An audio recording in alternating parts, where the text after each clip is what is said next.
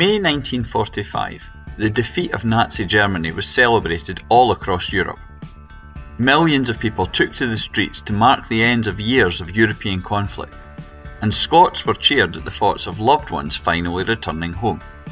Whilst football paled in significance compared to war events, the game had continued in a modified way from 1939 to 1945. And when the fighting came to an end, the festivities of VE Day saw Celtic again gain another piece of silverware. This is the story of Celtic, World War II, and the victory in Europe Cup. The Second World War was a devastating time for so many people. Millions of lives were lost at home and abroad, children evacuated away from their families, and homes destroyed. Scotland was no stranger to the horrors of war. As well as the Scots that went away to fight, the country suffered under the aerial bombardments from Germany, notably during the Clydebank Blitz of 1941. Whilst war victory was the top focus, the government wanted to ensure that some level of normality continued at home. This meant that football was allowed to be played, albeit with certain restrictions. Scottish football underwent significant changes during the war. To limit travel around the country, alternative regional tournaments were held instead of the usual national contests. For example, Celtic played in a Southern League and a Southern League Cup, which later became the League Cup. There were also limits on the size of crowds that could attend games, often based on a percentage of the stadium's actual capacity. Bizarrely, in January 1940, this saw Celtic choose to play Rangers at Ibrox, with the Hoops as the official home team. The following month, Celtic witnessed the end of an era. Willie Maley, who had been manager since 1897, left Celtic Park. As well as the club's longest-serving manager, he is also the man that has led the boys to most trophies. Maley had been a Celtic player since the club's first ever game in 1888, and was part of many club firsts, including in the Scottish Cup and league title. In fact, he scored when the Celts won their first ever competition, the 1889 Glasgow North Eastern Cup.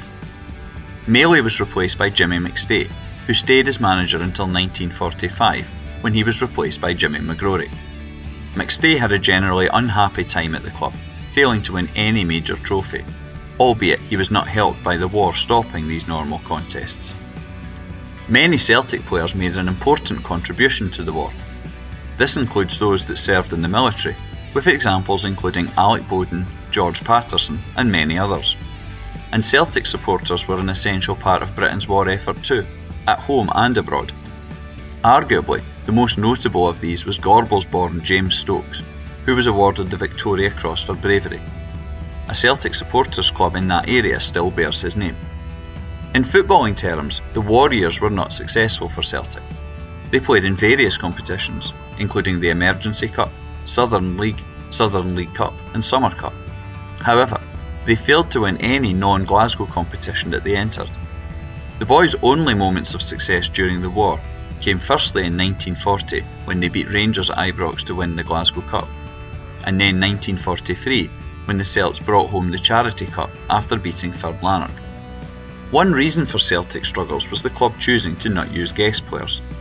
Many famous pre-war players were in Scotland due to military service and available for selection.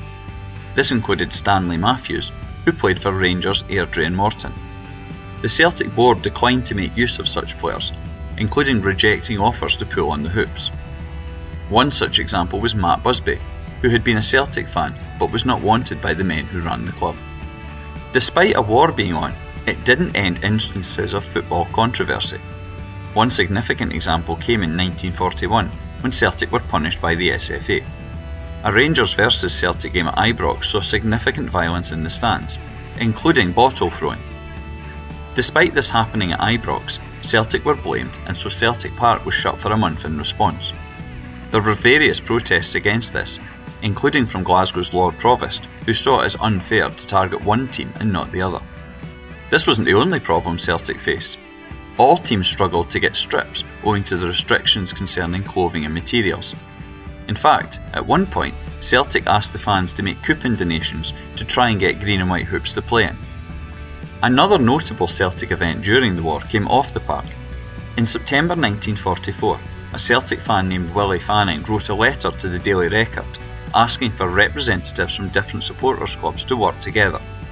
This led to the formation of the Celtic Supporters Association, with Fanning as its first president. This brought together different supporters clubs and met in areas across Glasgow, including Shettleston, Townhead and Grove Stadium in the West End. The association should have links with the club, including distributing tickets. June 1944 was a significant month in World War II. The D-Day landings involved British and American troops landing in France and Belgium. One Celt that took part was Willie Lyon, a Celtic captain and the man who lifted the 1938 Empire Exhibition Cup. He was injured in Normandy in July 1944. The D-Day landings are considered to be the war's turning point, the beginning of the end for Nazi Germany. Following this, the Nazis were pushed back and had less than a year of fight left in them. In the 30th of September 1945, Adolf Hitler faced up to the reality of defeat and killed himself. Within days, Germany had surrendered and 6 long years of war in Europe came to an end, although fighting continued in Asia until August. On the 8th of May 1945, massive parties took place across Britain to mark Victory in Europe Day. Millions of people celebrated in street festivities across the country. As part of Glasgow's celebrations, the Glasgow Charity Cup Committee quickly arranged the competition. Celtic and Rangers were invited to play a one-off game. However, the Ibrox side were unavailable and so Queen's Park instead took their place. On the 9th of May 1945, on a celebratory public holiday, Celtic lined up against Queen's Park. Around 31,000 attended the game, despite limited transport making it difficult to get to Hampden Park. Many people faced long walks to attend. A large number of these were injured soldiers who were given free entry in recognition of their contribution to Britain's war victory and the defeat of Nazism.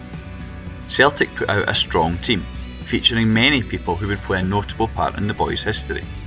The Celts 11 was Miller, Hogg, Patrick MacDonald, Lynch, Mallon, MacPhail, Payton, Malcolm MacDonald, Gallagher, Evans and McLaughlin. Malcolm MacDonald was the captain, but he wasn't the only player in this side who would have that title. Bobby Hogg had been a pre-war captain, and John MacPhail and Bobby Evans would be post-war captains too. Owing to the match being played on a holiday to celebrate the end of the European conflict, there is only limited match information available. Before the fixture began, there was a ceremony held to remember those that had lost their lives in the previous years.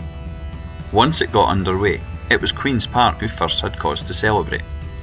Arthur Dixon scored for the Hampden men, giving his side the advantage. However, later in the game, Johnny Payton equalised for the Celts.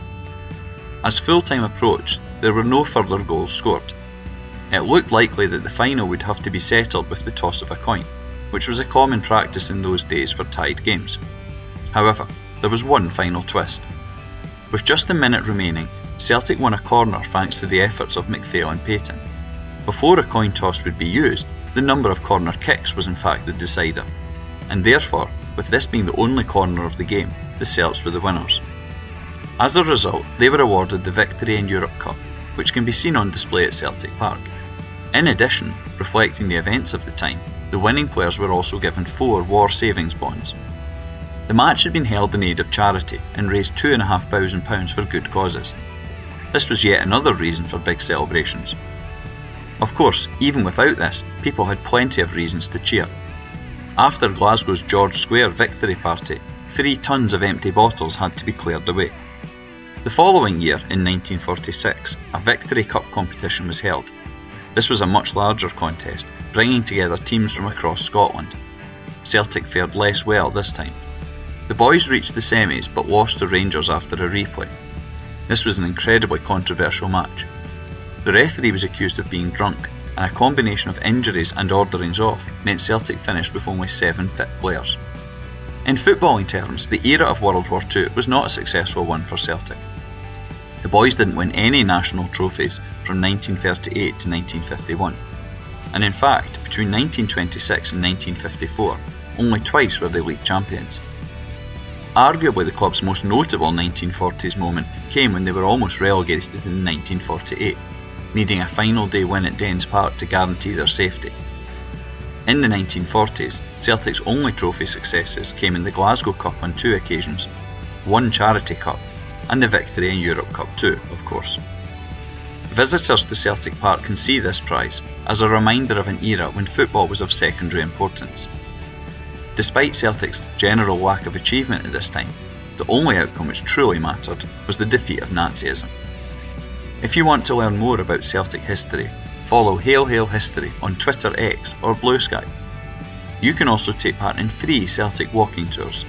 Visit celticwalkingtours.wordpress.com for more information.